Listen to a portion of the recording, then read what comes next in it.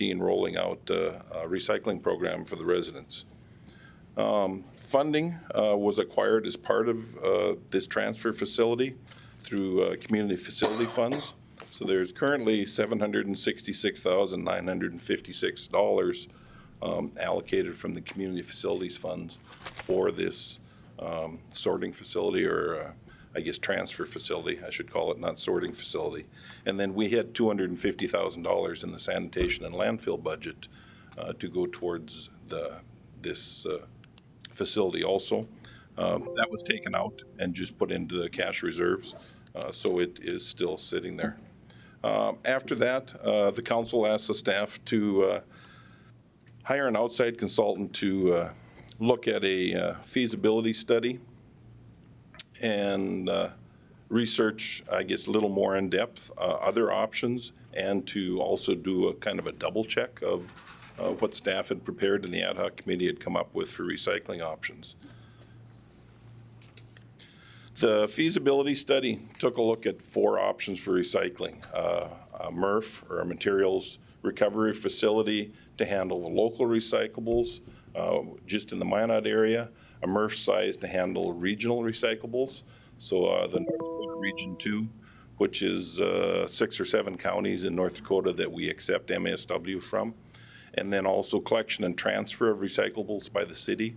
That was one of the options that the staff had looked at early on and was part of the automation, garbage automation, and then also collection and transfer of recyclables by a private contractor.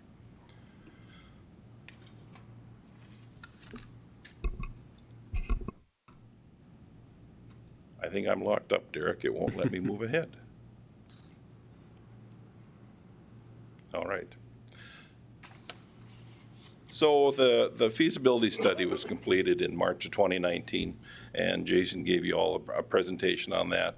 Basically, it estimated what the regionally available recyclable quantities were, options for collection, processing, and end use, and the results of that was there's limited quantities of recycles available when you look at all of the recyclables that we can take under a single sort program. There is not enough to feasibly support the construction or operation of a local materials recovery facility, or MRF. Typically, you need about 20,000 tons annually for a facility of that size to break even, or to be, I guess, financially cost effective to build. So the most feasible option that came out of that was collection and transfer utilizing city forces if recycling was implemented.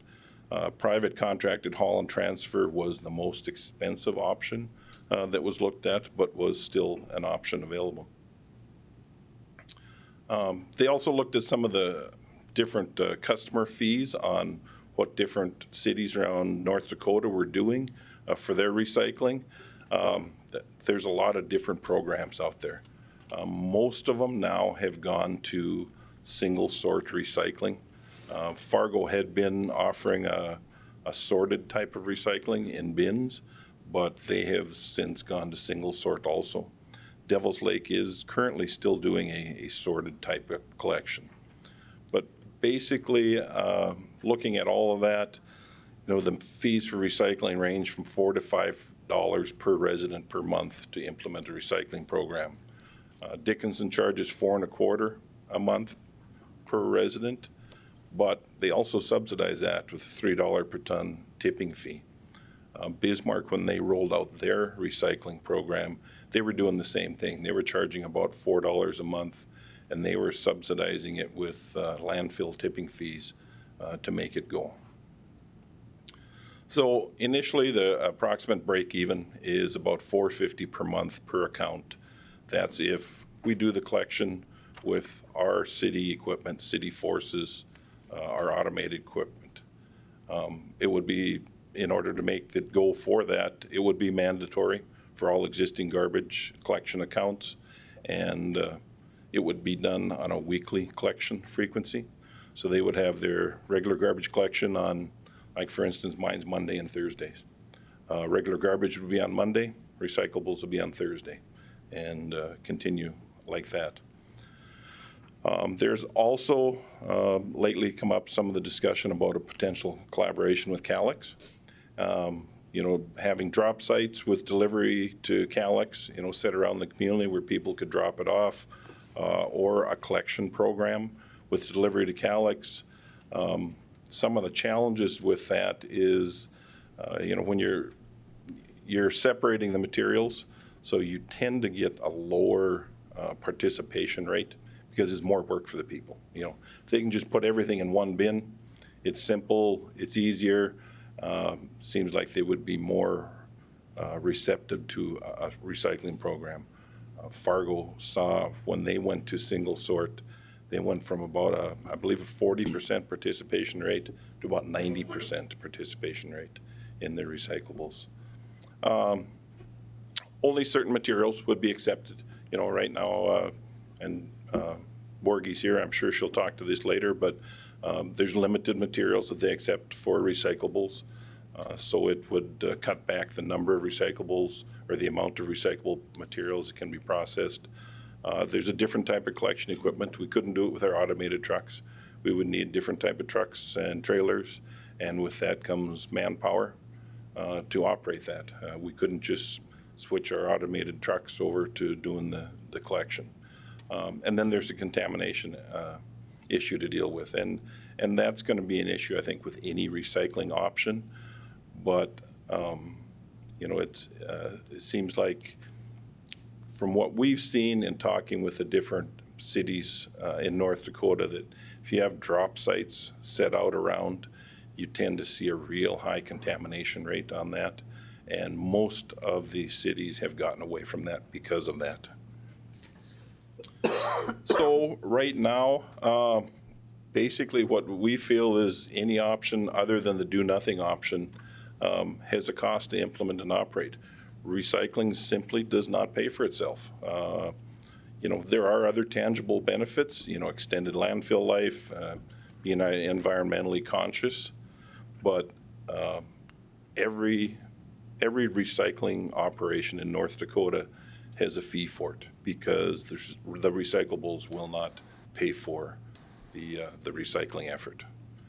So for discussion, we have kind of narrowed it down to, no change, do not implement recycling, collection and transfer by the city. And like we said, that would come at a cost at approximately $450 a month. That may need to be refined better if we move ahead with that, or to look into some sort of collection and collaboration with Calix. So with that, Mr. Mayor, it's a brief overview, very broad, and I would be happy to answer any questions, or if you wish to open it up for discussion, that'd be great. Thank you, Dan. Questions for Dan, also with the understanding that Mr. Sorensen will be back here in 2 weeks for a much greater in-depth look and maybe some finer details, but Alderman Janser. Dan, I just wanted to go back to the $450 per account number, and was as an estimate, and was that the estimate back when the feasibility study was done before the kind of change in the value of the recyclable material? Mr. Mayor, Alderman Janser, these are the latest numbers after the feasibility study, and Jason and the consultant have looked at this.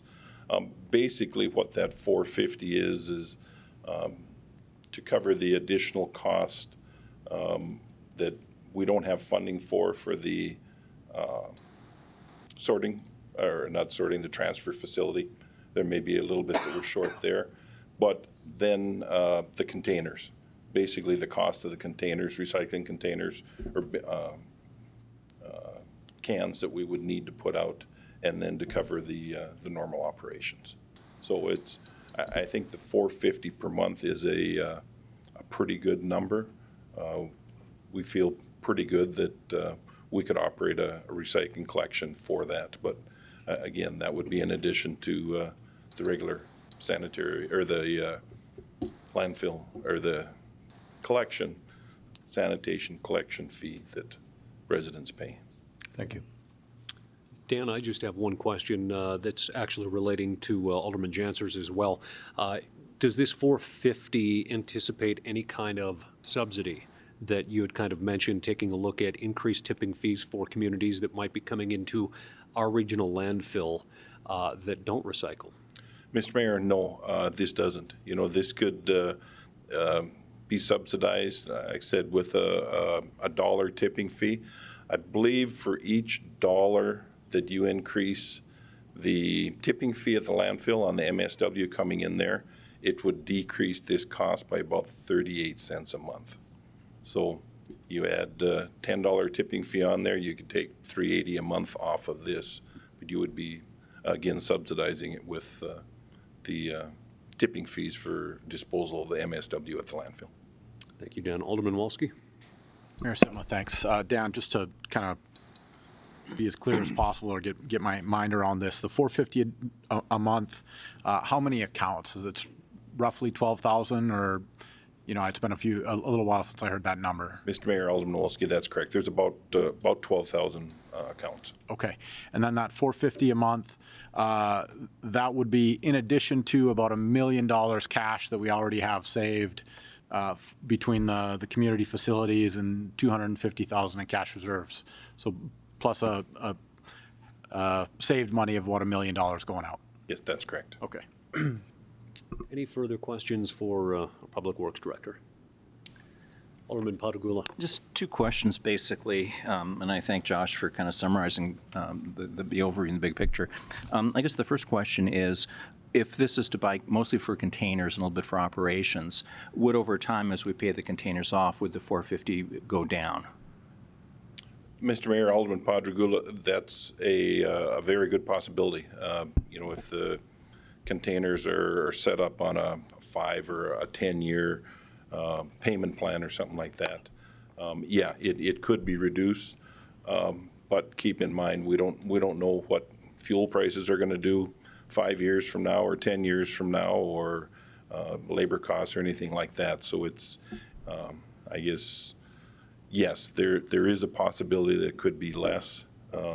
And I think Jason has some more information that he could shed on that in a couple And weeks. the second bigger question is in terms of the expense versus the income from sending it off somewhere, whether it's Calyx or I think in the past we've looked mostly at Minneapolis. How could you give us some sense of that? Does the 450 include the fees? Because as I understand it, there's nothing that we ever make money on except perhaps aluminum, but because of the distances and the small quantities involved of recyclables, it's going to cost us money. So how is that figured into the 450 or million?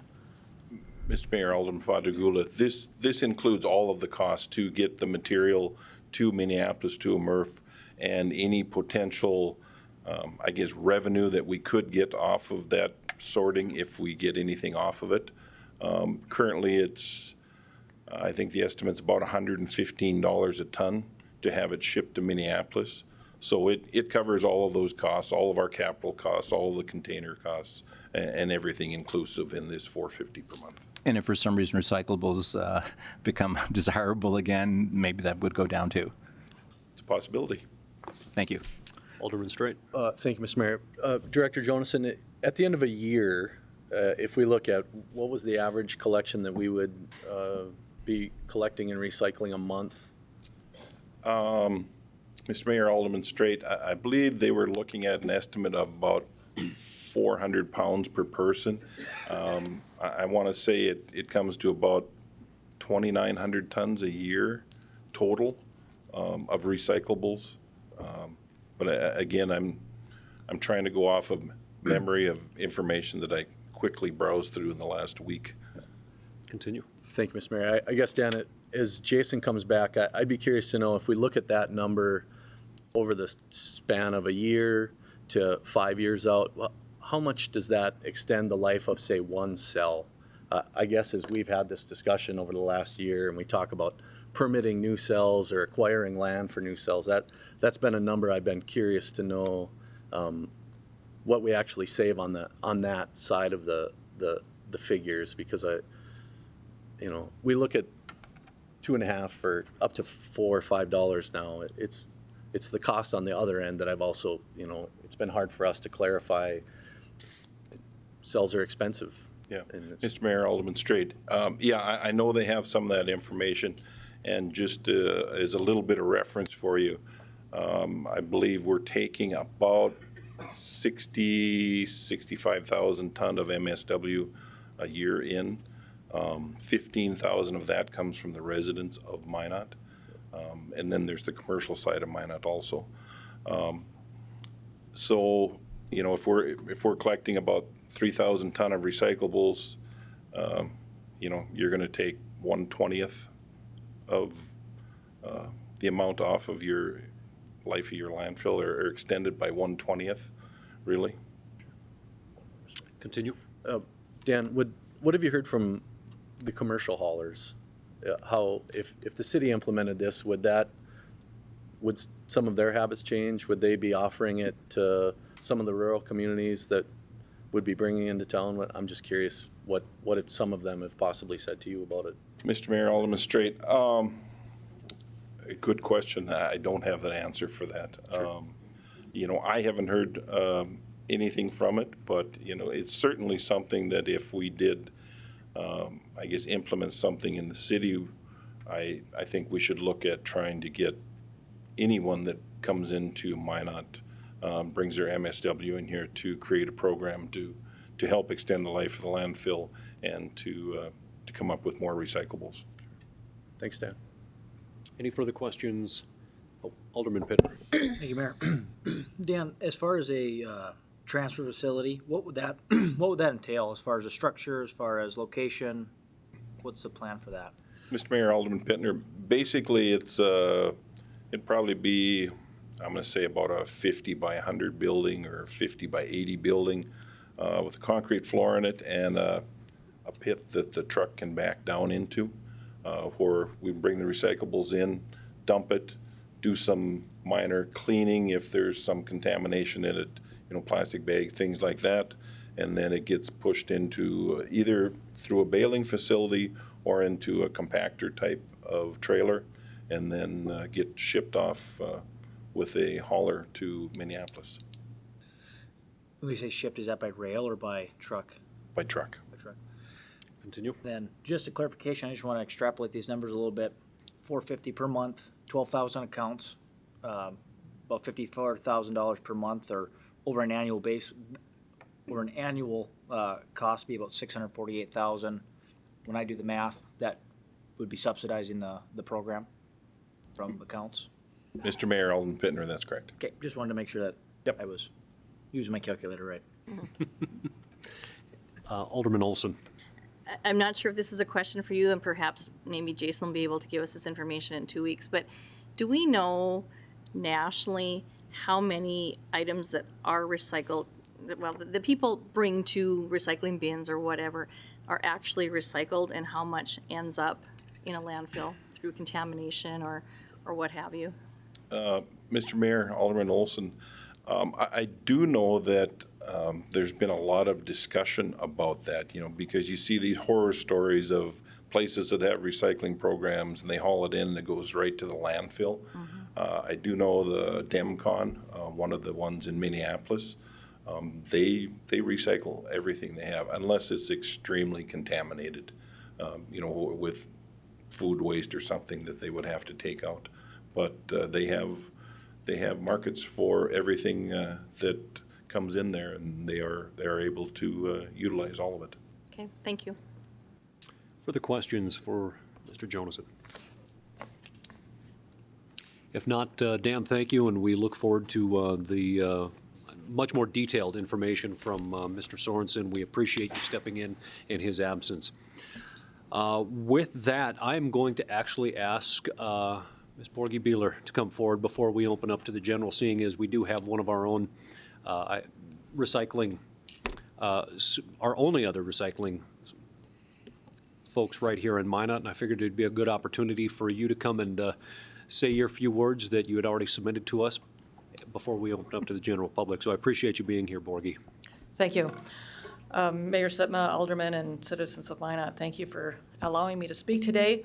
And I especially appreciate those of you that took the time to come into our facility last week and discuss recycling. So I've got 3 points today that I want to make, and so I'm going to say what they are, and then I'm going to talk about them in a little bit more detail. And number one, the city of Minot should not rely on the Calyx Recycling Center to continue offering recycling services for the community. Number two, Calyx supports any and all efforts by the city of Minot to expand recycling, but is not interested in participating in a single-stream recycling program. And number three, if the city of Minot wishes to pursue curbside collection of sorted recyclables, Calyx has the ability and resources to collaborate and is interested in further discussions. So backing up a little bit to the first point, the city of Minot should not rely on the Calyx Recycling Center to continue offering recycling services for the community. And I say that meaning that as you're making the decision, don't assume that Calyx will always be there to recycle. As you know, we had our 25th anniversary this summer, so we opened the Calyx Recycling Center in '94. At the time, prices were high, and we had the very naive expectation that it would be a money-making project or at least a self-sustaining project. Unfortunately, it didn't take long to figure out that that wasn't true. Commodities markets are very volatile, and over the last 25 years, we've seen high prices, we've seen low prices, unfortunately more low prices than high prices. A few years we made money, most years we lost money, but at least the sales were enough that we could generate cash to pay our employees and pay for repairs, buy supplies, other needed expenses. We subsidized the cost of the building and the cost of utilities because we valued that it would be a money and the service to the community.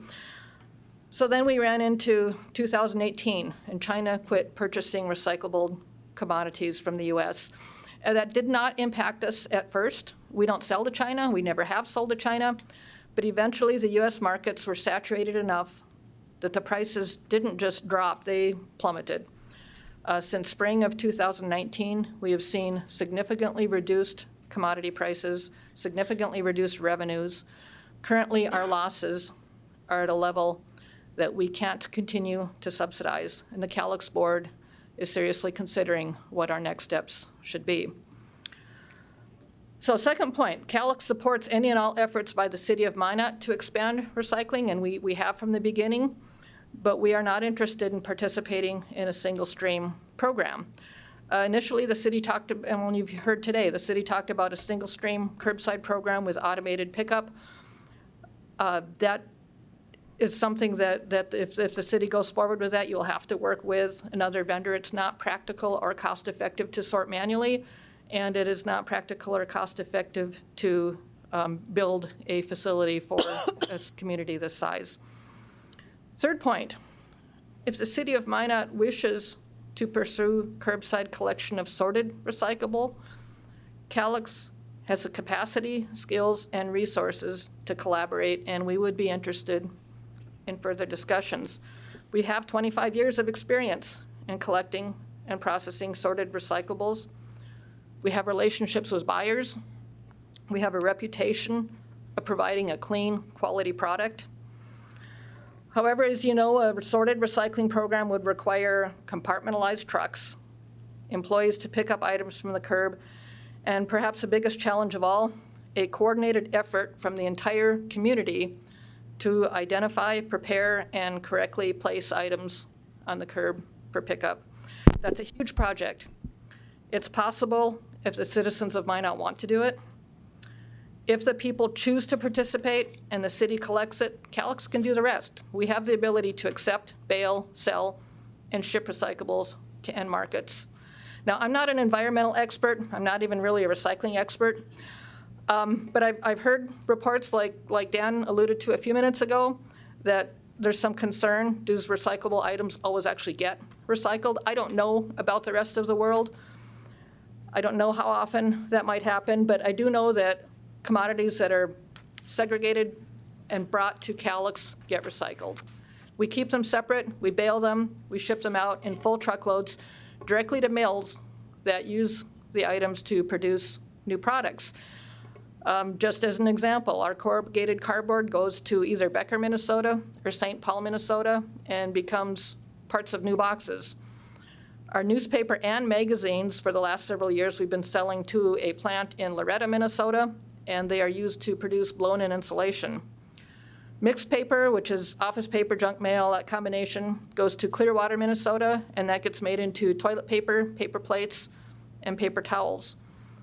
A few years ago, we added plastic #1 beverage bottles to our lineup, and those go to Minneapolis and get made into polyester fibers used in jackets and carpets. Our aluminum cans, that's the one item that does not go to Minnesota. Those go all the way to Alabama and get turned into new aluminum cans. And tin cans also go to St. Paul, Minnesota, and get turned into new tin cans. So I mentioned last week when some of us were talking that Calyx currently processes 2,000 to 2,500 tons of recycling per year. At times, we have processed close to 4,000 tons a year, back when prices were high and we were a little bit more aggressive about going after the market. About 900 tons of that comes through our redemption center. The rest of it is commercial.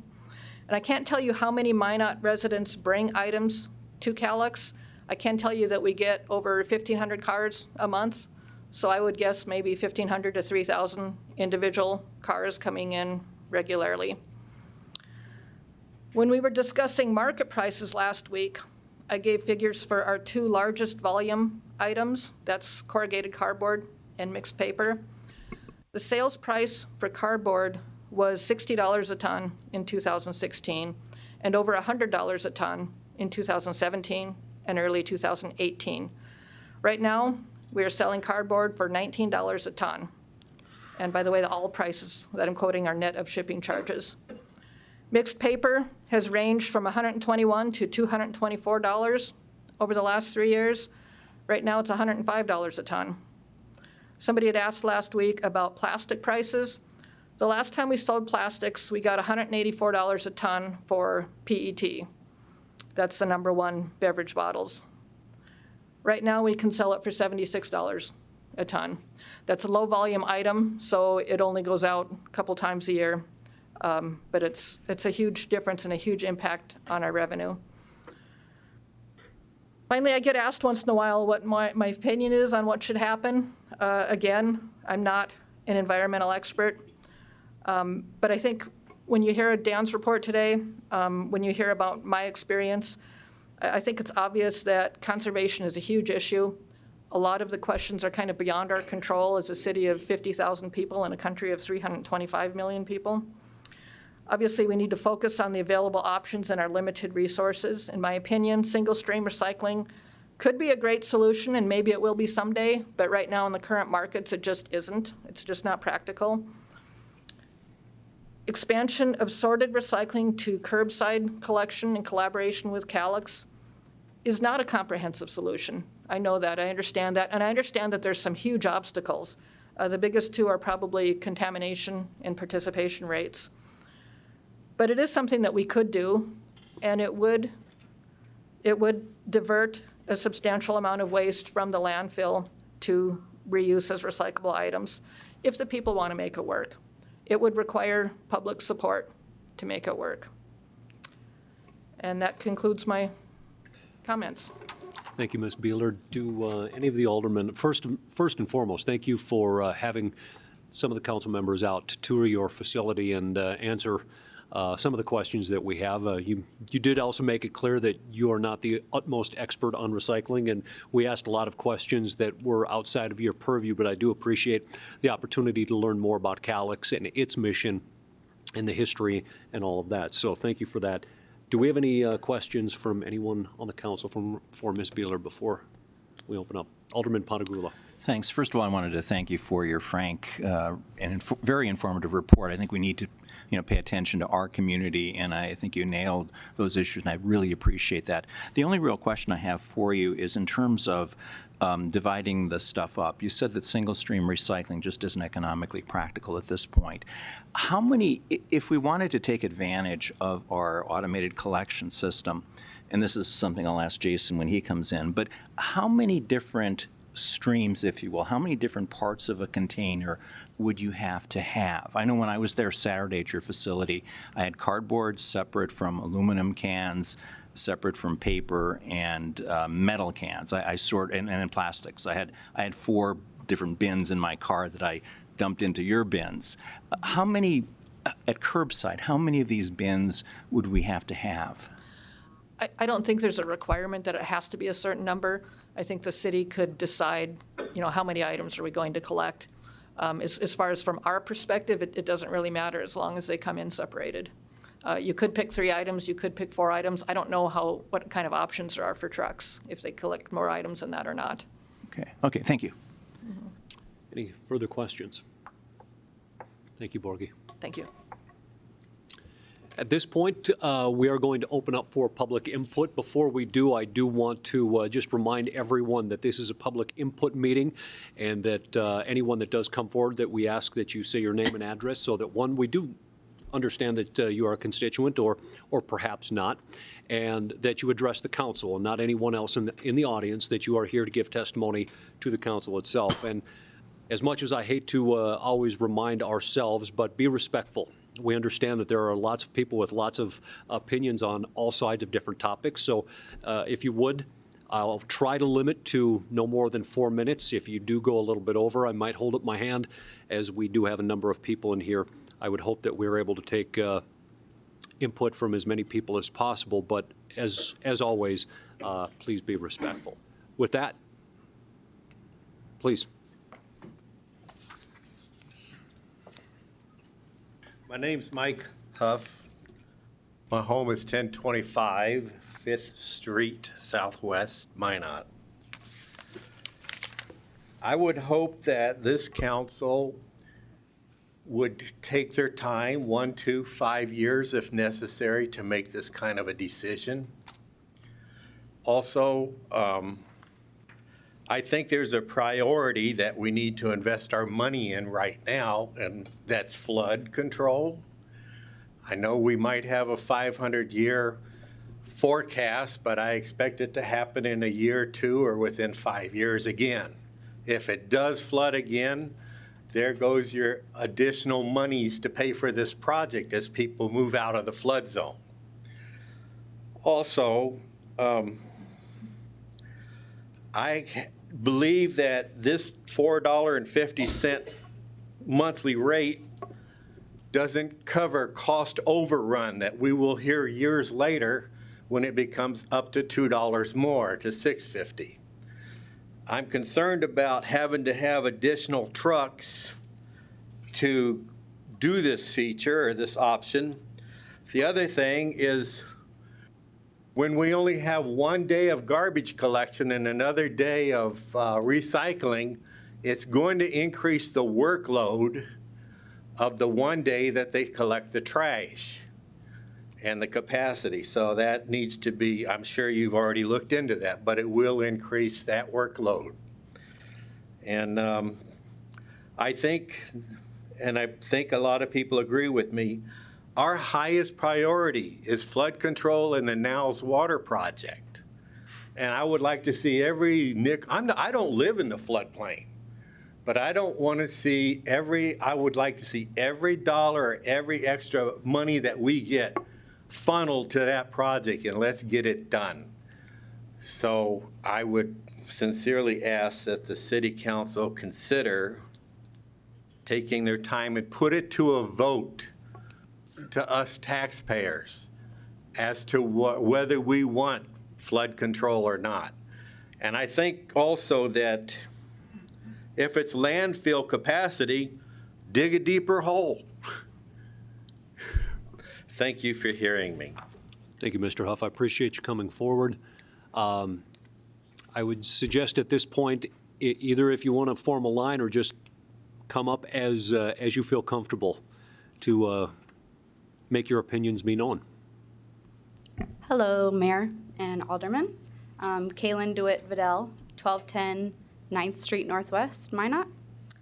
I know you guys like to look at the numbers and the money, so I kind of have been looking at some of those and doing some calculations that I think you might find interesting.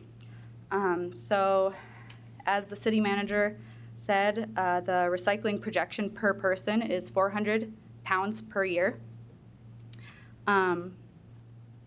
If we got, say, 50% of Minot to be recycling at that 400 pounds per year, that would be decreasing our landfill amount by 4,000 to 5,000 tons per year, sorry. So 4,000 to 5,000 tons per year would be saved in the landfill. That would be 35% of what goes in right now per year. And then if you look at the amount of money that goes per ton in the landfill, like the amount that it costs to do per ton in the landfill, I think it's about $50, give or take. And that ends up being like $250,000 that you're taking out of that landfill cost, if that makes sense. Which I know Alderman Straight kind of was asking about. I don't know how that translates into the life of the landfill, but monetarily, I can see that. On the low end, if like 30%, which would be very low, of the citizens decided to do recycling or participate in the recycling at that 400 pounds per year, it would be 2,000 to 3,000 tons per year, which would still be like $100,000, I believe. So there's still money being saved. So that does kind of help offset the cost. And then the other thing I was thinking, and I kind of talked to Jason Sorensen about, was some people have the large containers, and I know we have the option to go up on the containers. If we have the option to go down on size of containers, if you're having the large container and now you have a recycling container, if you go down to the smaller size, that's $3. So a $4.50, if you take that $3 out, you're barely paying a difference to the recycling. So I think that's something to consider as well. I also have something else from another person that couldn't be here tonight. Would you guys be okay if I read that? Okay. So this is from Dylan Dawana, I think is how you pronounce it. Lives at 1515 20th Avenue Northwest, Minot. Although I didn't grow up in Minot, I feel blessed my work chose to send me here. I'm advocating for curbside recycling in Minot because I've seen how successful it is across the country, and I want that for this wonderful town as well. Two of the places I have seen how effective, convenient recycling can be is Colorado, when I lived there, and here in North Dakota in Jamestown. Colorado enjoys curbside recycling, and for good reason. Even with a recycling rate of just 12% in 2017, recycling, reusing, and remanufacturing generated over $8.7 billion in economic benefits to the Centennial State. On average, recycling creates 9 times more jobs per ton than landfills, and reusing materials creates 30 times more jobs. The key to creating these jobs and benefits is convenience. Nearly 90,000 of Americans agree that recycling collection needs to be more readily accessible to them. Offering curbside recycling along with the trash service has proven to be one of the most effective ways nationally to get more people to recycle and recycle more material per household. Even rural areas where supporting a recycling program may be more challenging present unique opportunities to recycle. In Colorado, plastic baling twine recycling is growing. The twine can ensnare birds, be ingested by livestock, and become easily entangled in farm equipment. It can be burned as it can be burned as it emits toxic fumes, can't be burned. However, when recycling it, it has become a fundraiser for 4-H, Future Farmers of America, and other community groups. Although Jamestown only has a population of 15,387, it supports a model curbside recycling program, which I believe Minot could benefit from. Curbside recycling in Jamestown is entirely voluntary, operating under a pay-as-you-throw system. Residents are charged only a monthly fee based on the size of their garbage bin, 32, 64, or 96 gallons. In addition, residents receive a recycling bin with their garbage bin. By diverting waste from the landfill to recycling, residents reduce the amount of waste that they are charged for, and so can switch to a smaller and cheaper garbage bin, kind of like how I was saying. The monthly fee does not change based on whether or not they choose to recycle. Even my work in it is an example of how successful convenient recycling can be. After attending a city council meeting on recycling this spring, I was inspired to see how much more I could do. The addition of just 2 small recycling bins in our office drastically changed not just how much we recycle, but how much trash we threw away. Now we no longer need to fill the trash bin every week, but sometimes every 2 weeks. Well, I have to take the recycling out every week, if not twice a week, depending on how much monster we need. I still have to take the recycling to Calix, of course, but multiple shops have seen this and have greater success from placing recycling bins in the offices. Very respectfully, Dylan A. Dewana. Thank you. I think the sending recycling off is still a viable option, and I think that exploring the Calix option is something we should probably look into. I think a further discussion should probably be had with the city and Calix and just see what kind of numbers that they can come up with. Maybe if that's something that's more feasible for us, then maybe that would be better. At least it's something. So, Thank you. thank you. Name and address, please. Good evening. Emily Higby. I live at the Minot Air Force Base, and I am a local business owner. I just have a few points that I would like to make on the subject.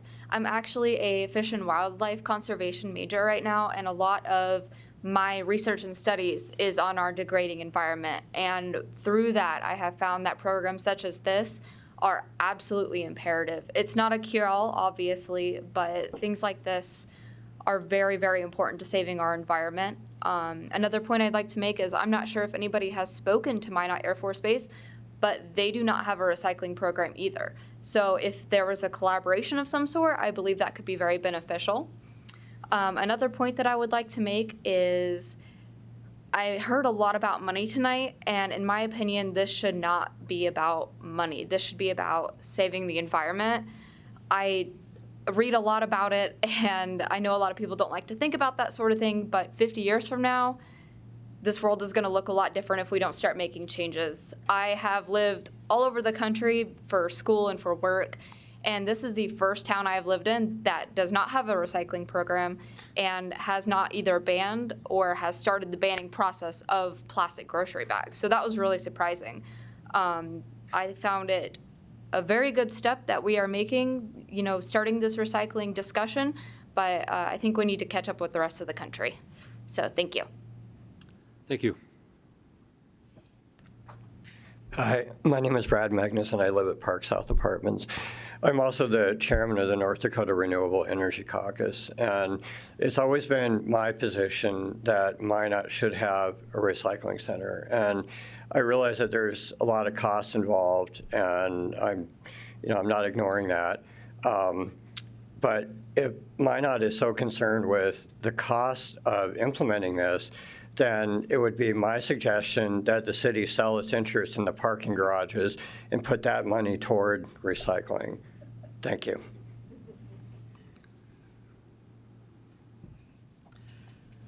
My name's Joan Hawbaker. I live at 2124 8th Street Northwest, and I already recycle, and as the gal from Calix said, they've got about 1,500 cars a month already that come.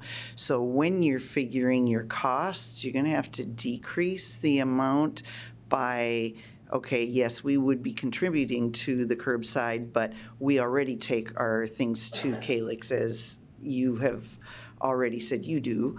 And so when the gal was talking about the amount of saving for the landfill, there's already a lot of saving going into Calix and staying out of the landfill. So that part needs to be taken into account. And I realize $450 really isn't a lot for most of us a month, but the concern has already been brought up, is that going to increase?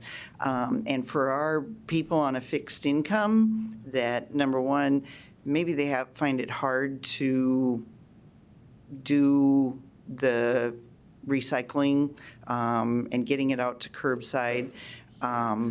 So how many of our elderly, handicapped people are going to be able to do it? Is there going to be, like I just recently learned that for the garbage, if they get something signed from their doctor, that the garbage men will come up to their door and pick it up and take it out and bring it back. And I think that's great. Would that still be available too with the recycling? But I think we need to also then just take into account of those people on fixed incomes as well. Thank you.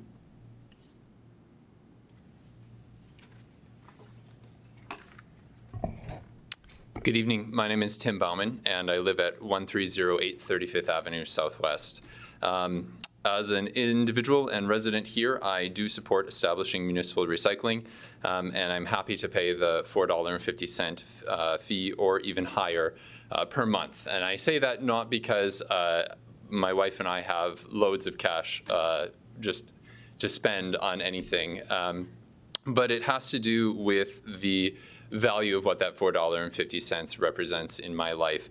I'm happy to pay it because I believe in being responsible stewards of our resources and managers of our resources.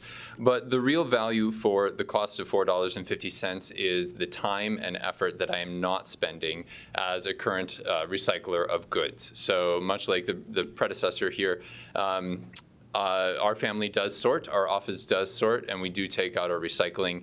The cost of fuel and the hour to 2 hours per month of having 3 individuals sorting out all of their materials and all the time that it takes to load up the vehicle, unload the vehicle, and be back is well worth that $4.50. And if we were to compare our office as 3 professionals working and spending an hour of our month doing that, the value is far higher than $4.50. I also value the time for others in the community, and in particular, I worry a lot about access to recycling. Calix has limited hours of operation, which means that those of us with flexible schedules are able to go and recycle as they're open.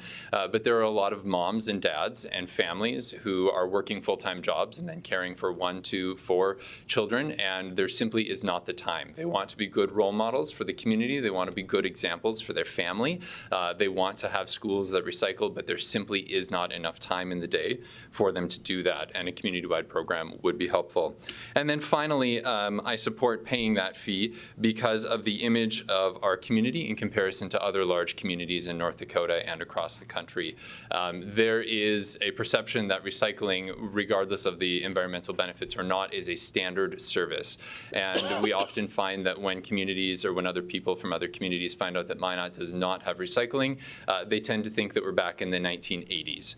And I think our community deserves the opportunity to be a leader and an attractive community, somewhere where young people think, like, this is a place I want to go because they really have great things going on, as opposed to they're still operating in the past.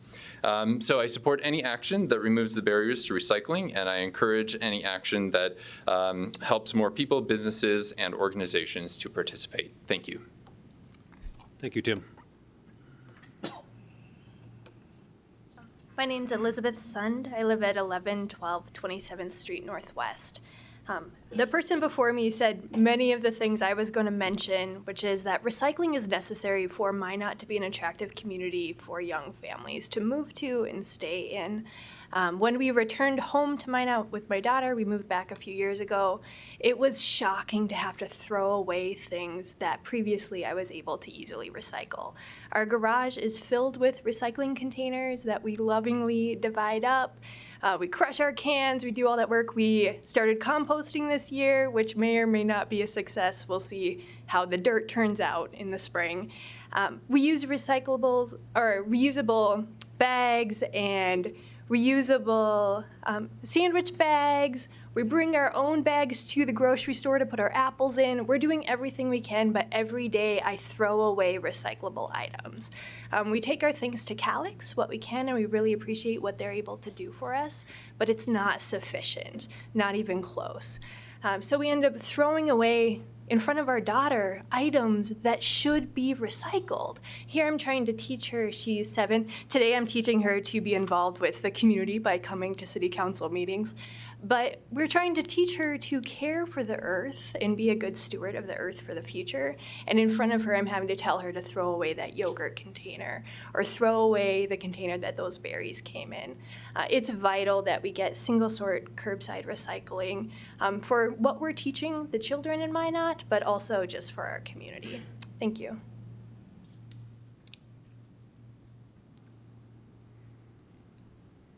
My name is Frank Schultz. I live at 917 2nd Street Northeast, and I am not in favor of the recycling.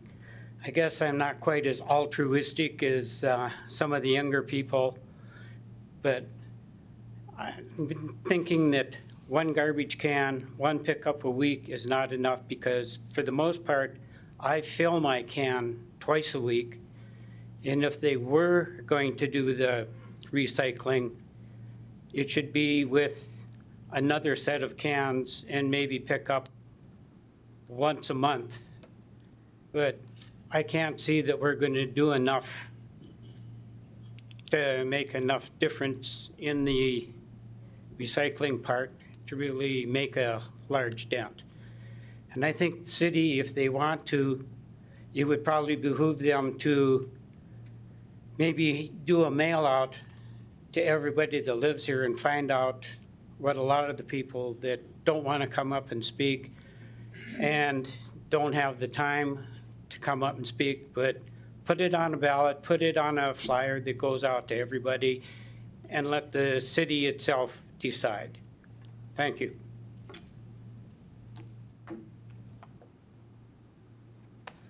I'm Chris Baker from 704 24th Avenue Northwest, and I have a couple of things. He hit on one of them, but I don't think $4.50 is what you're going to pay because now we've got twice a week pickup, and we almost fill the can every day. So if they're only picking up once a week, we're going to have to pay $25 or $40 for another can every month. That's a lot more than $4.50 a month. I'm for recycling. I'm not for mandatory recycling, especially single stream, because it is not efficient or effective. It's eyewash. It moves the problem from one place to another. It doesn't solve it. We use up, reuse, recycle within the house, and we throw it away when there's nothing left that you can possibly do with it. At that point, maybe somebody can chop it up and use it in a fancy recycling way. I would like to see a true public-private partnership here, something with sorted recycling bins that go out to the curb, and let's challenge our high school students to produce a program and piece of equipment that can be put in the city truck with colored buttons to match the colored containers, and the city driver can push the button and bring up a colored dot on a map in the recycling center, and maybe there'd be more than Calyx at one point, for them to send out their crew to put off a new container, pick up the old container, and it's gone. We don't need to have a single stream recycling program to justify the trucks that we bought. Thank you. Travis Zablotny, 1119 12th Avenue Southwest in Minot. Thank goodness I thought I was going to be the only one speaking against a city recycling program. I'm an original environmentalist. I'm a farmer. So I make my living from the land, from the skies, from the air, from the soil. I think recycling is noble. I think it's worthy. It's a good cause. But at the end of the day, I think looking at it, the way we're looking at it right now, we're looking at it backwards. The problem isn't the recycling, it's the products that we're using, the waste. The society, we're a immediate satisfaction society, we're a cheap society, we're a rich and spoiled society. And what we consume isn't designed to last more than a few seconds or a few hours or a few days or a few years at the most. Think of an appliance as an example. I'm sure many of you know of an International Harvester freezer or refrigerator that lasted 50 years. How long do they last today? just an example of waste, I guess, in my point.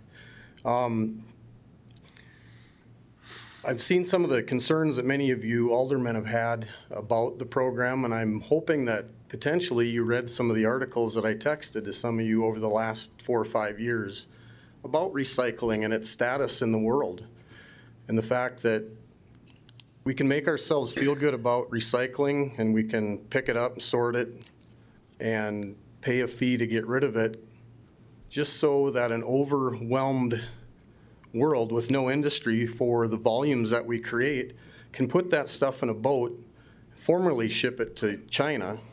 China was overloaded with it. They couldn't handle it anymore. They were dumping it into their canyons, and finally the government said that's enough. We're not taking it anymore. Well, where's it going now? It's going to Indonesia, Malaysia. Other third world countries are now becoming the dumping ground of the wealthy of the United States and other countries. You don't have to, you can look up recyclable on your phone, do a search, and there are stories literally 2 hours ago, 4 hours ago, 1 day ago, 2 weeks ago that talk about all the trouble with recycling in the world at the moment. So even though I believe that it's a good thing, and we heard from, I didn't catch the name of the gal from Calyx, but she explained to us very clearly that it's not profitable. Therefore, there is no industry out there begging for this stuff. There's no commodity market bidding the value of this up to even make it feasible for labor to sort it and put it into the right containers. And so there's a huge problem there. There just isn't an industry for it that wants to take it.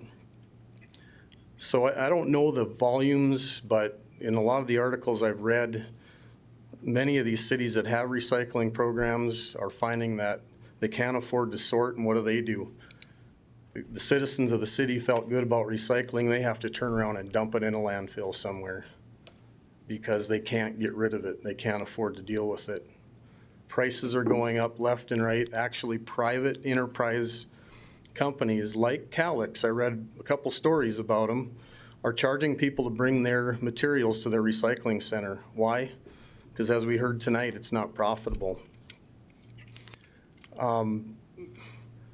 They're being charged on the other end. Those that formerly paid for materials from recycling, that were taking those and creating another product with them, can't afford to haul them to their centers to make something with it. So even though I think recycling is a good idea, we can't ignore the realities. You cannot ignore economics. You cannot ignore what really happens with this stuff. I think people need to make better choices about what kind of containers they're using, what kind of products they're buying. If you really want to be concerned about the environment, there's where you got to start. Don't take a plastic bag from the grocery store. If you think that's not the right thing to do, bring a different bag. All of us have that ability. If you want to be conscious that way.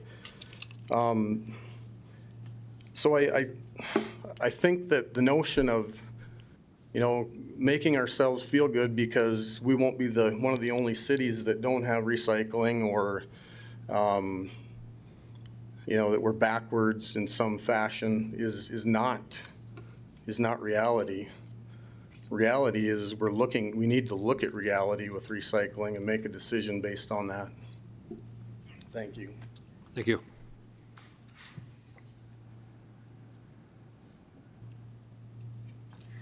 My name is Jean Schemp, and I'm a county resident, but I do own a business within the city limits at 624 31st Avenue Southwest. And it pains me to admit this, but I'm one of those business owners who does not have the flexibility to recycle and take it into Calyx. We just don't have the manpower, and our hours just don't fit with theirs. And I did just learn a few minutes ago that they do offer a pickup option, but the cost of that pickup option is probably cost prohibitive for most of us smaller businesses. The question that I would have that I don't know if anyone can answer right now is it possible for you to allow businesses to participate in a recycling program? Currently, we contract with someone for our waste, and all of it goes into the landfill. And we're an office, so we produce a lot of paper. Almost everything is paper and cardboard, and then there's some plastics. But the vast majority of our garbage is recyclable. And so if you were to take into account that dumpster that they empty every single week, that most of that would actually be recycled, I think a lot of businesses could say that. And it's just painful to watch that happen. And if there were a way to include businesses, that might help with your volume problem that I read about. I think there's something about volume being an issue, that Minot doesn't produce enough recyclables to actually make it cost effective.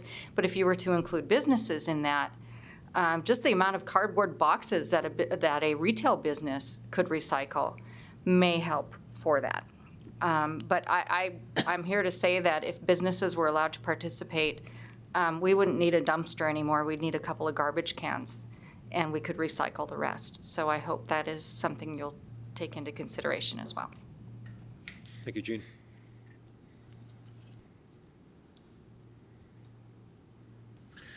Donald Kinney, 907 4th Street Southeast here in Minot.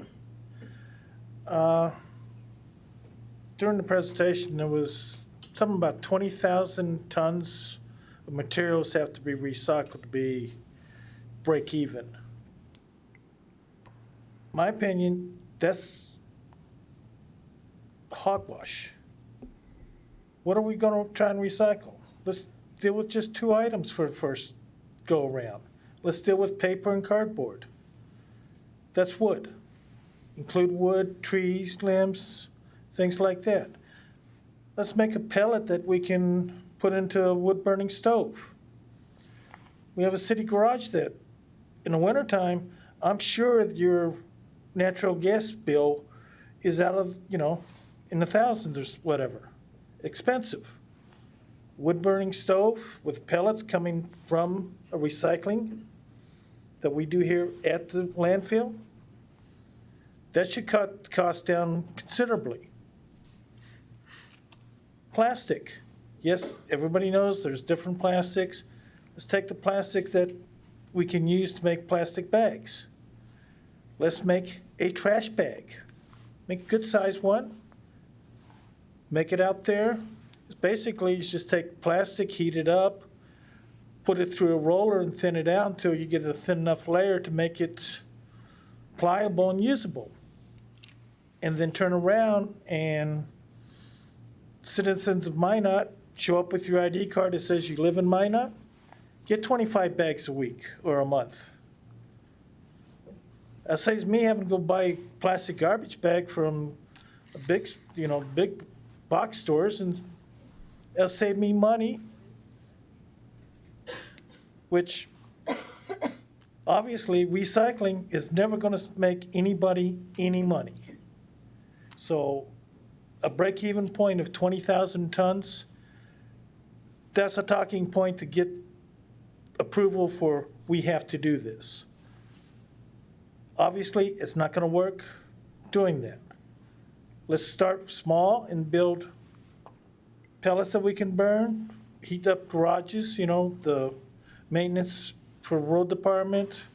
Minot Public Schools got buses they got a garage for, Ward County, things like that. That's all I have to say. Thank you. Good evening, Mr. Mayor and members of the council. I'm not sure if I qualify. I came here recently from New York via LA, and I reside at 1940 South Broadway Avenue. If you live in Minot, we're interested in your opinion. Thank you so much. And I often ask myself, why Minot? I was brought here as a consultant for a FedEx ground business, so I'm here. My intention was to leave in November, and I decided to stay here indefinitely because, in my opinion, it's a magic city. There's a lot of strength here, yet there's a lot of opportunity. And I also feel, it's my opinion, that it's our duty as a citizen, as our duty as a community to recycle. having lived in California, having lived in New York, having lived in Alaska, having lived throughout the country, for recycling not to be an option curbside here in Minot, it's rather disheartening. And to see the waste through Walmart plastic bags and even just local businesses, Starbucks. I mean, I know, and I also read that it's not feasible because of the tonnage. Why not incorporate or mandate local businesses to participate, to collaborate with the community as far as recycling, to possibly maybe give them an incentive to recycle? And not to be a negative aspect, I also, know of those 2 garages. Why not transfer those 2 garages? It's like an eyesore, like the M building. Excuse me. It's like, why not transfer those 2 garages? I'm sure, it's the cement floor. I'm sure it's the proper, footage that it can be converted. Maybe one paper and cardboard, and the other PET plastic bottles, 2 separate facilities, and then with a limited skeletal crew for separating. I mean, I'm not an expert on it also. I don't know how much contamination there would be, but as far as collaborating with a private sector or a private company, it was clear, the young lady, they're not interested unless they're not interested in the sole responsibility, but there's an interest in collaboration. That to me is a red flag I wouldn't even consider. So I want to thank you for hearing me out this evening, and thank you for putting it on the agenda. Thank you so much. Thank you.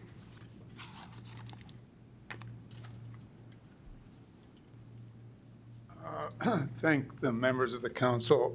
My name is Ty Longager. I live at 1112 9th Street Southwest. And as I left home this evening, the first lady that came up here read a letter from someone else. And I have to tell you, I was instructed by my wife, and Alderman Janser will understand this, that I was told that I'm to tell you that we need curbside recycling.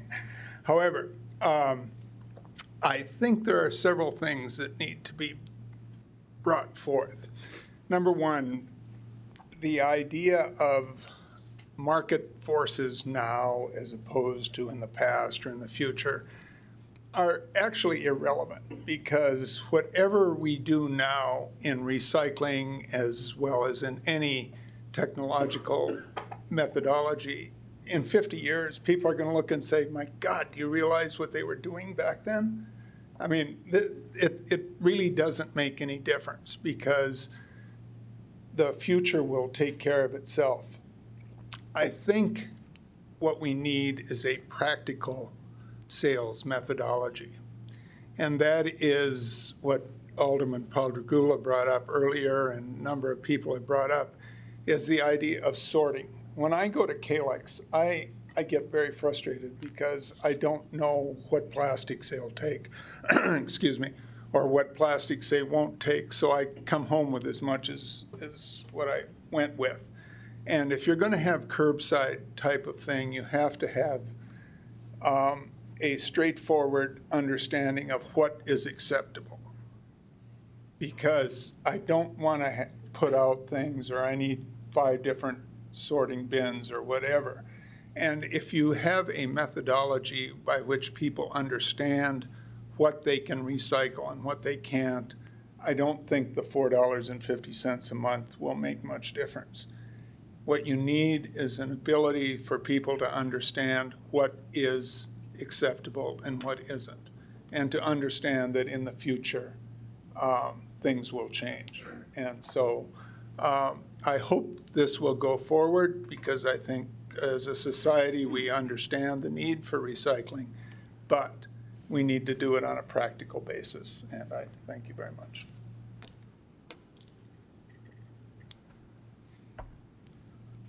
My name is William Bill Christen, 116 36th Avenue Southeast, block east of Minot Automotive Center. And I've spoken to the City Council, Mr. Mayor, City Council before about some of these issues, about this issue of recycling. And to quote a Minot State Administrator, Kevin Harmon, who's been around North Dakota in recycling programs, we're 30 years behind in this area. He told me that about a year ago. and to have a very reasonable price of $4.50 to start somewhere, to start small, is good. Minot is a good city. It used to be a great city, and it's good and maybe getting better now, but it's good to say the least. And we need a good recycling program to go with this good city. In speaking with Mr. Lee Staub, former city manager, a few years ago, he was a fellow West Pointer. He graduated and retired in the Army. I served 2 years in the Army as a West Pointer. And I spoke to him about this issue. He came up with, at that time, about $5 per month. So $4.50 is definitely in the ballpark to have a small start and to see how it works. It can always be abandoned, but we owe it to ourselves to save the landfill space. And I can't quite understand why some of the contractors who I know in Minot want to say we can fill up the coulees. I've asked one in particular, would you like us to fill up the coulee behind your house, big house? And there the discussion ends. And so I think that we owe it to ourselves as city people, proud of our city, as has come out almost in every talk here. We're proud. And we need to be proud of our recycling program, which currently is little or nothing. It is good that we have Calix, and that's where we currently take our items. My friend and I take items to Calix, and I take plastics to Devil's Lake and Grand Forks and Fargo. And there hasn't been a problem with that yet. And they're glad to get it. And I understand Fargo has the goal of zero landfill by 2025. Why don't we get a good goal like that? At one time, I remember the city of Minot was bragging or proud of the fact that they had the first word processor in the state. And then then everybody caught up. And I think Fargo is making the point that they want to have the best landfill program in the state with the zero landfill usage by 2025, which, as I understand it, is what they're shooting for. And Mr. Sorensen and the Public Works Director who spoke this evening and the Assistant Public Works Director sound like they are definitely for it. It's just that the City Council, you folks, with all the hard work that you do, are dragging your feet some. And to base your setback a couple years ago based on a letter from Mr. Jez, who I worked for at one time, from Earth Recycling, and I talk to him all the time. I have his cell number right here, if he'll answer the phone. But you need to get your act together and make a good decision. To base it on that the market is falling, the bottom of the market is falling in China, as Mr. Wolski, I think, mentioned at one time, took that letter from Mr. Jez and said that the China market is falling apart. And that really hasn't happened fully because everything's operating fine in Minneapolis. And it's unfortunate we're so far away, but we have to adapt some way or another. And $4.50 a month is right on target, according to what Mr. Staub said, and he's a smart engineer. That's the former city manager, Mr. Staub. And to start small at $4.50 per month, with whatever program we can get, we need to do it. Because we owe it to ourselves, a good city trying to get better.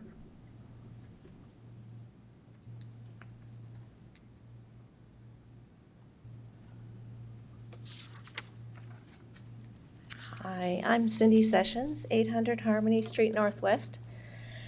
I just have just a couple things to say. I am fully in support of a curbside recycling system for Minot.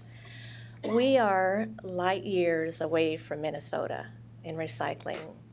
We're far behind, Fargo and Bismarck. I have a daughter who lives in Fargo, and they've recycled for years and years. Each and every one of us are stewards of this earth, of our beautiful state.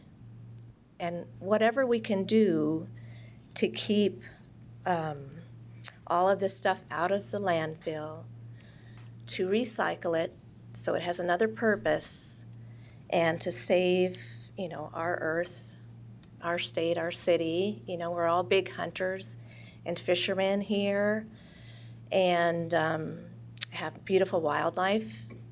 And I think we just are all stewards and need to protect it.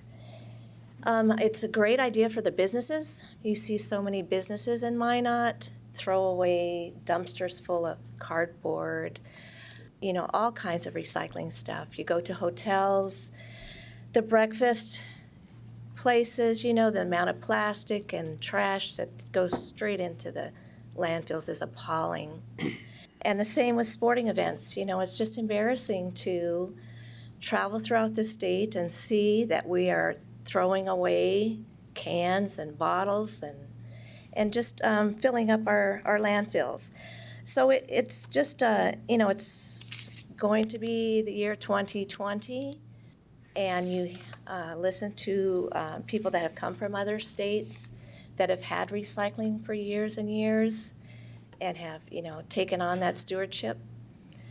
I think it's just high time that we should do it for our city. Thank you. Thank you.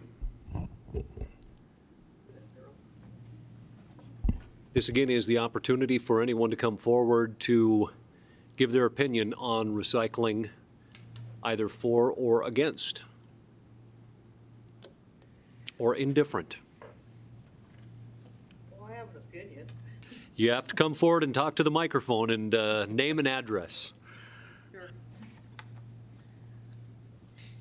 Jean B. Ark, 208 12th Avenue, Southeast, Minot. Longtime resident.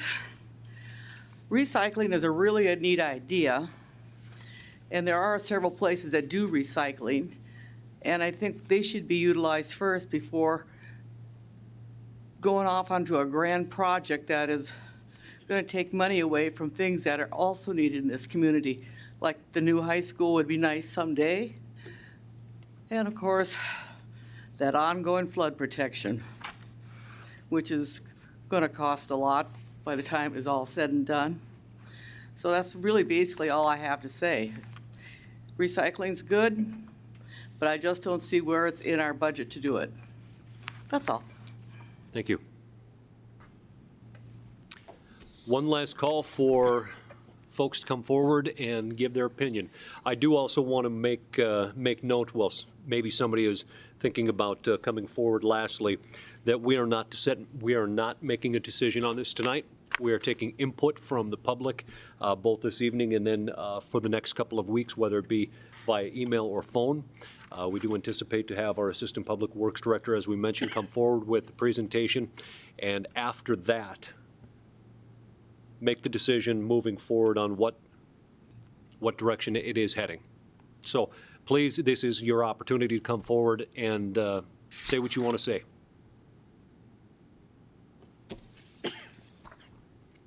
If not, that would close up our discussion then on the recycling for public input, and we would move to item number 4 on our agenda, which is the consent items. I have been asked to pull 4.8 out of our consent. So we have 4.1 through 4.7 and 4.9. Any other items need to be pulled? If not, we do need to pull 4.1 out of there. So 4.1 and 4.9. Alderman Janser. Mr. Mayor, given that, I would move the remaining consent items. Second. Motion by Alderman Janser and second by Alderman Pittner for approval as brought forward on the remaining items. So that'd be 4.2, 4.3, 4.4, 4.5, 4.6, and 7, and 4.9. Any discussion on the motion? Any discussion? Please call the roll. Janser, Yes. Olson, Yes. Pittner, Yes. Padragula, Yes. Straight, Yes. Wolski, Yes. Sitma. Yes. Motion is approved. 4.1 is the approval of the minutes from October 7th and also the updated minutes from the council retreat minutes that were also updated recently throughout the last week with the addition of any of the notes provided by council members. So moved. Motion by Alderman Janser, second by Alderman Olson. Any discussion on the motion? Okay, I do apologize. That did include also the special meeting from October 15th. Is that included in the motion? Alderman Yes, it Janser? is. And second? Yes. Yes. Further discussion on the motion? Please call the roll. Janser, Yes. Olson, Yes. Pittner, Yes. Padragula, Yes. Straight, Yes. Wolski, Yes. Sitma. Yes, motion is approved. 4.8, that is the retail and beer wine license from Dakota Burger Company. City received a request from the Dakota Burger Company for a retail beer and wine license operating at 315 South Main Street, number 200. All the documentation has been approved by the police chief, building official, and fire marshal. The request effective date for the license is October 22nd, 2019. The recommendation is the city council approve the request for the Dakota Burger Company, DBA Dakota Burger Company, for a retail wine license operating at 315 South Main, number 200. So moved.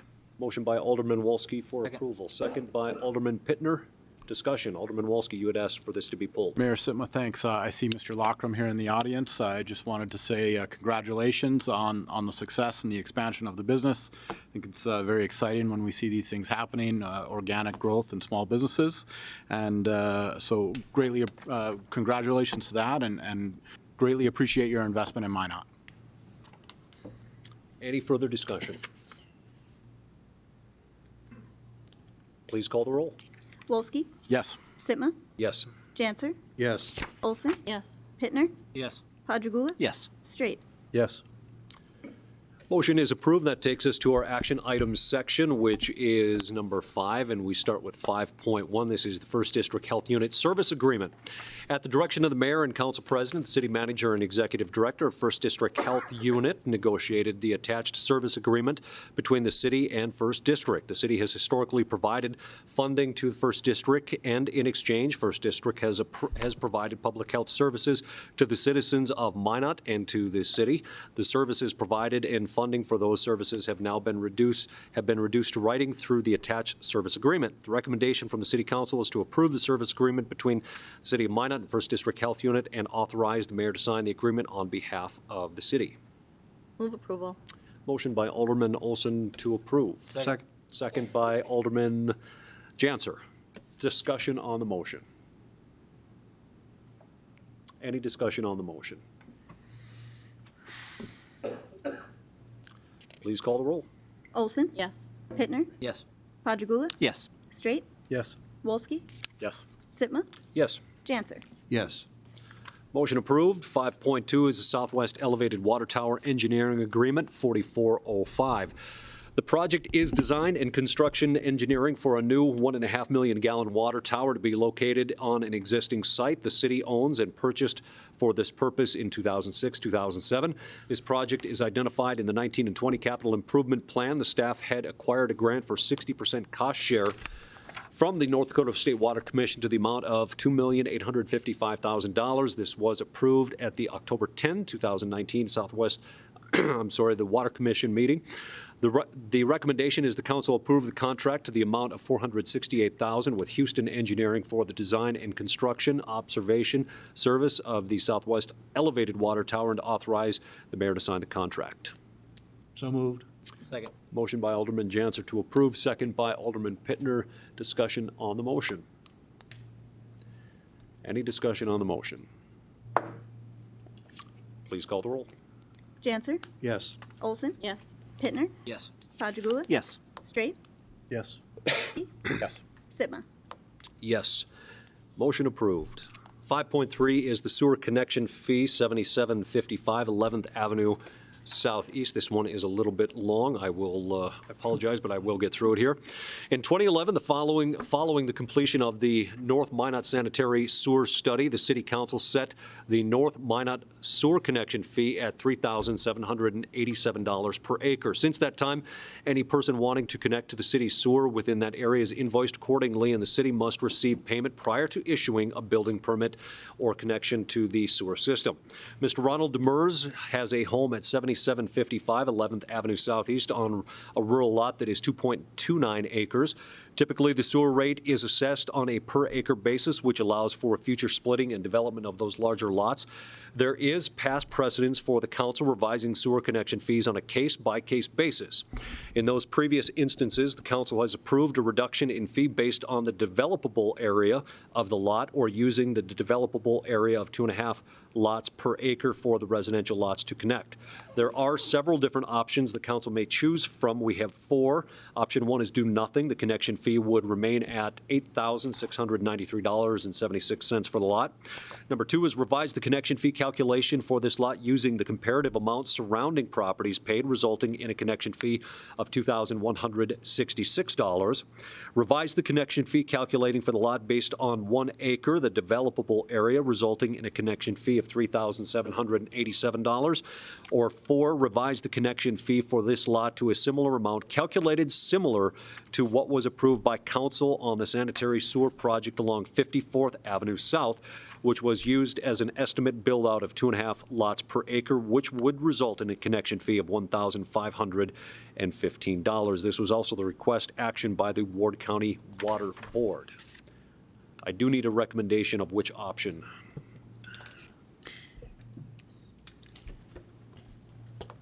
Alderman Padragula. Move number 2. Alderman Padragula, the motion is to move the revise the connection fee calculating for this lot using the comparative amount surrounding the property paid, resulting in a connection fee of $2,166. Is there a second? Second. Second by Alderman Olson. Discussion. Alderman Walski. Mayor Simon-Hicks, a question here, I think, for our city engineer. Your microphone on? I believe it is. Okay. Mr. Jonason's coming forward. Question is, we had one of these 2 or 3 months ago, something like that, and I don't remember exactly which methodology we used, but I was hoping we might get some clarity on that question. Mr. Mayor, Alderman Wolski, I believe on that one, what the engineering department did was looked at the developable based on developable area. Yeah, and it was based on that one before. Like I said, in the detail I tried to provide, there's been several different methodologies. I tried to capture them in all of these here. Thank you, Dan. Alderman Janser. Thank you, Mr. Mayor. Dan, is there a possibility that this lot could be subdivided at some point? That 1 acre developable area could be split in half and another house go in there, or? Mr. Mayor, Alderman Janser, looking at the lot, and I had included an attachment showing Mr. Demers' lot. It's very unlikely the way the house sits on the lot and everything's laid out that it would be subdivided at all. Okay, so this is kind of a one-time bite at the apple for that parcel. Okay. Further questions for Public Works Director? Thank you, Dan. Any further discussion on the motion for approval of recommendation number 2?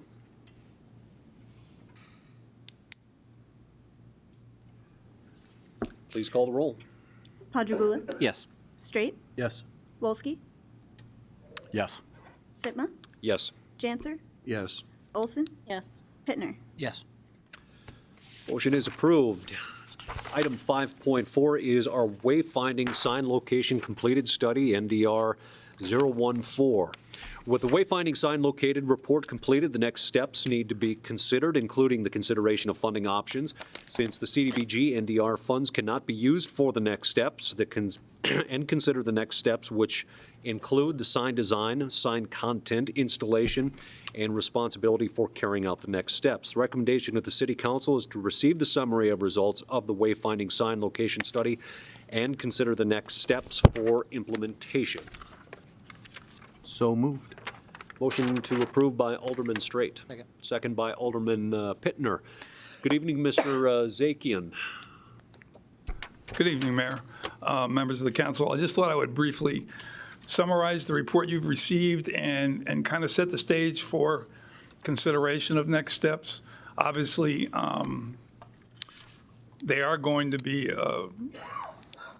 require considerable thought, so I wasn't looking or suggesting for instant decisions tonight, but I know how a lot of you have expressed since I've come here about not wanting to see studies gather dust on shelves. So I figured, okay, let's try to at least begin to push this forward.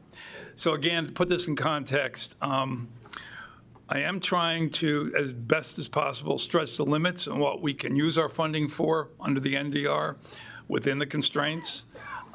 This fits inside the constraints. What we have done is basically done an initial planning strategy to locate where signs could be placed, both at entrances to the city, inside the city, and in downtown Minot. Ackerman Esfold was the contractor for this. I will tell you that what you have been provided is best practices in wayfinding sign location analysis.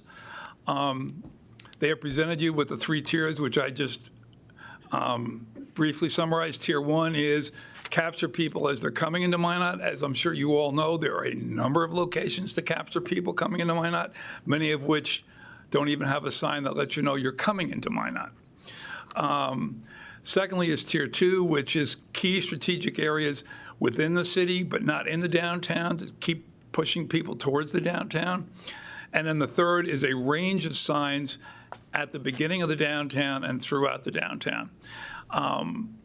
It's worth reiterating, although I know all of you fully realize this, if you look at any successful, vibrant, sustainably growing downtown, wayfinding signs is one of those critical, basic, initial, and ongoing sources of economic sustainable growth. It's a way to give an identity to the downtown. It's also a way to give an identity to the city, and it's also a way to help promote the downtown and all the various services and businesses that exist there. This report has identified 92 sites within those 3 tiers. It may be hard to see, but the map that's been put up gives you a context and sense of where all these locations should be, especially in the Tier 1. Tier 1, again, are the entrances to the city of Minot. You will have in the report, if you've not had a chance to see it, there's a breakdown of the different types of signs. There is also an estimated cost. Now, let me caution you on that. What Ackerman Esfold has given us is an accurate depiction of the basic wayfinding sign presentation in all 3 types of tiers. But I will tell you that if you look at cities like Fargo, Rapid City, their signage costs a lot more. That really is going to be controlled by you all, obviously, where the source of funds comes, and also by the stakeholders. But this gives you a baseline. So what you're looking at, a baseline, is approximately $160,000 rounded out. I can tell you that depending on the type of signage, and you can have one set of signs coming in, you can have a second set of signs directing people in the downtown, and you can have a third set of signs. It is not unusual for the third set of signs to be more expensive than the second set, and the second set more expensive than the first set.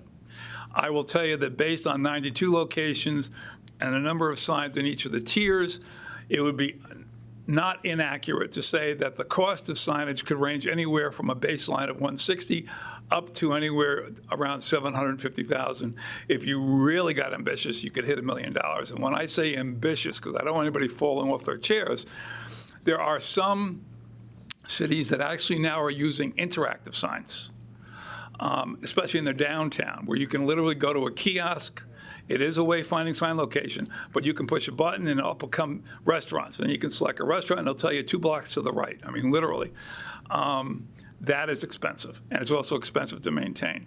And that has not been recommended. All this has done is given you the locations. Now, the other key element to this study was to make sure that all the locations, if and when the project goes forward, meet state code and city code. And Ackerman and Esvold did that. They met with the state officials, they met with the city officials, they checked the codes. So every one of these 90 locations conforms to being appropriate for a sign.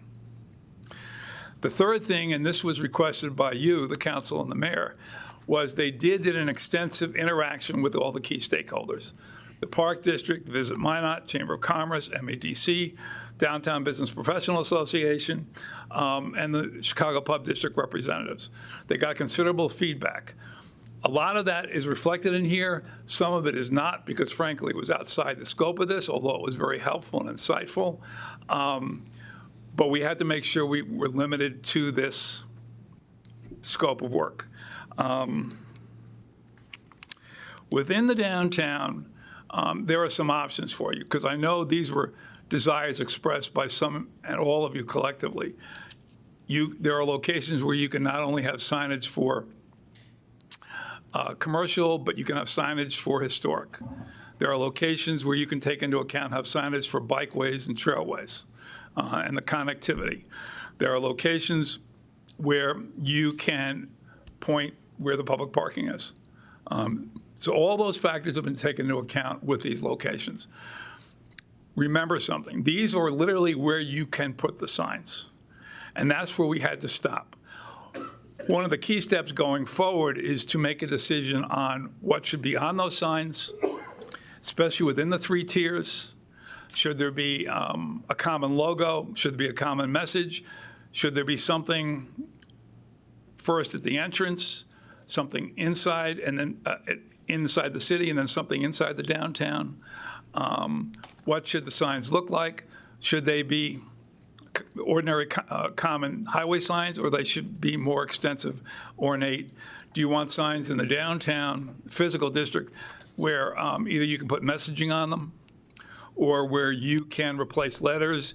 If you want to have signs saying restaurants on this block are X, Y, and Z, and if restaurants change, do you want to have the ability to change the restaurants? I mean, it's totally flexible. But those are some of the choices going forward.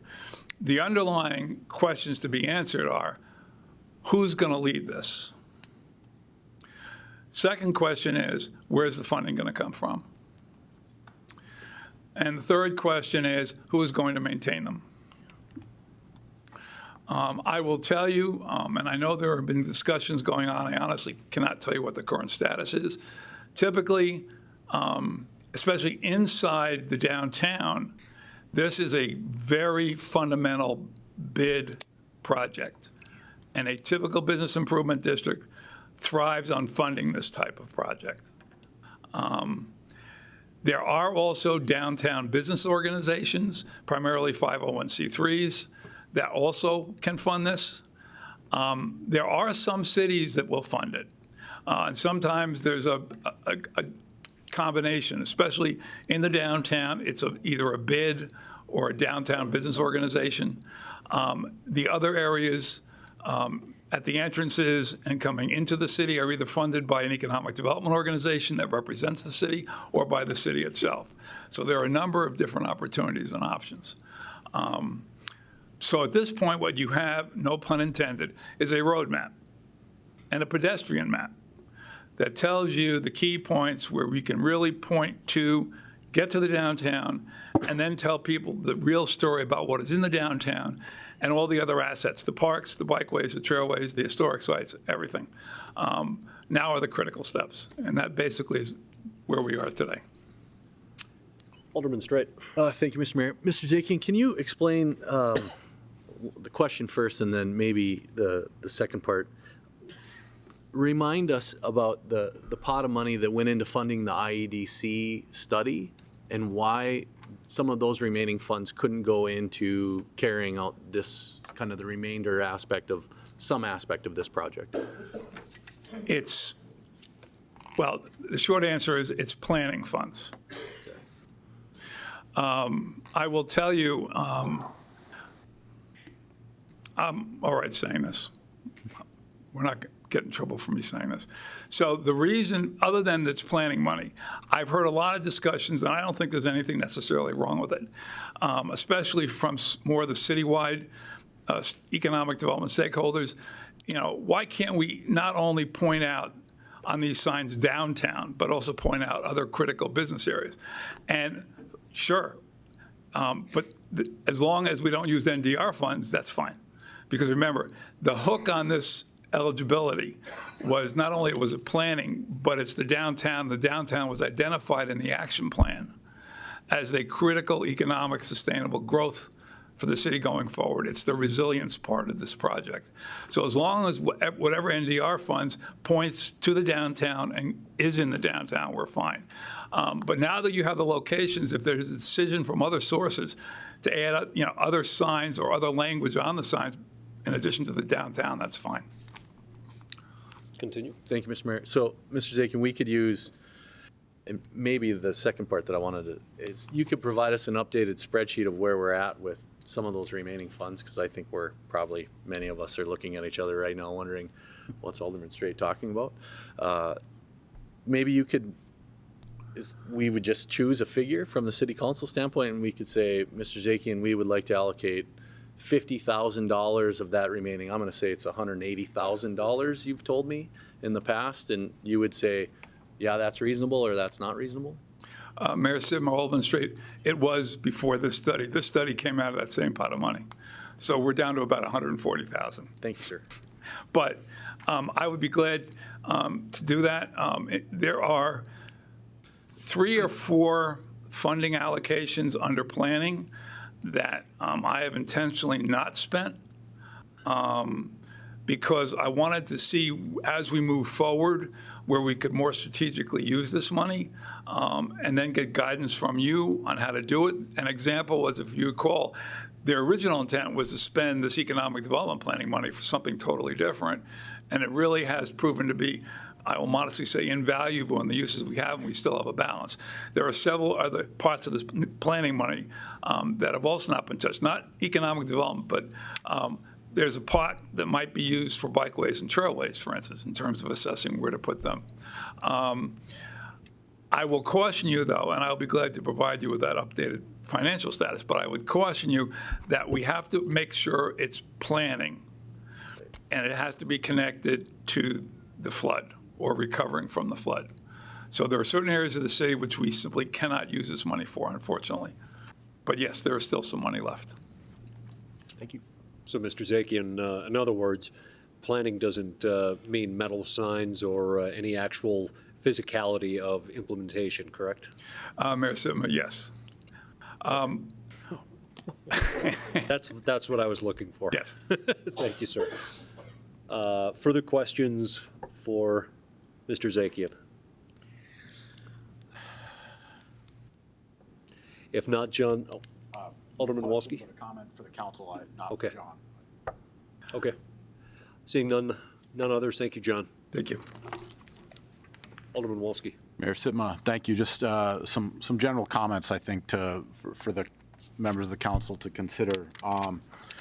One, obviously in this report, it was called out by the team at Ackerman Esvold that a little bit of this work is in front of the One Brand work, and it makes sense to marry these projects together in some respects. I think that there's a lot of wisdom there, and because obviously whatever these look like are probably going to be very dependent on that work. I also think it's important that we maybe take a holistic look at some of the things happening in downtown.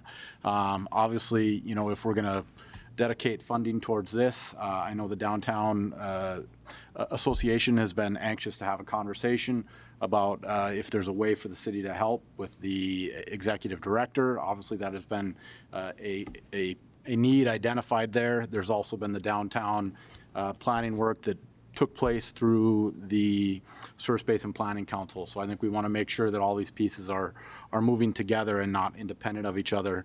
And then also, obviously, this tiered system that we've seen here, I think lends itself very well to a phased approach. Obviously, the larger numbers that Mr. Zakian represented were a lot more than I would have anticipated in some cases. So maybe this is a multi-year project in which we start on the outskirts or we start right in the downtown and work one direction or the other. Alderman Straight. Thank you, Mr. Mayor. I guess to follow up on some of what Alderman Walski is saying is, and to what Mr. Zakian had mentioned, is maybe it also provides the opportunity where we can dust off, say, Riverfront Center. Again, we can take a closer look at how we can marry up some of the other previous reports that have been provided to council and how we could use planning. I heard Mr. Zakian mention that real well, and how we could strategize moving forward to maybe implement some of those pieces that also can kind of follow in line with what we're ultimately trying to do with this study. I see Mr. Anderson in the audience, and so I appreciate this because I think it gives us an opportunity. We have some huge financial challenges. I don't think any of us are going to shy away from those, but a phased approach seems to make sense. Further discussion? I would expect much work ahead of us within this one way or another. We do have a motion and a second to accept the report. Any further discussion? Please call the roll. Straight? Yes. Wolski? Yes. Sitma? Yes. Janser? Yes. Olson? Yes. Pittner? Yes. Padragula? Yes. Motion is approved. That is the remainder of our actionable items. That does take us to number 6 on our agenda, which is personal appearances. If someone is here to speak on any item that was not on our agenda, this is your opportunity to come forward and do so. All that we ask again is that you say your name and address for the record, and we'll give you a couple of minutes to touch on any item that you want.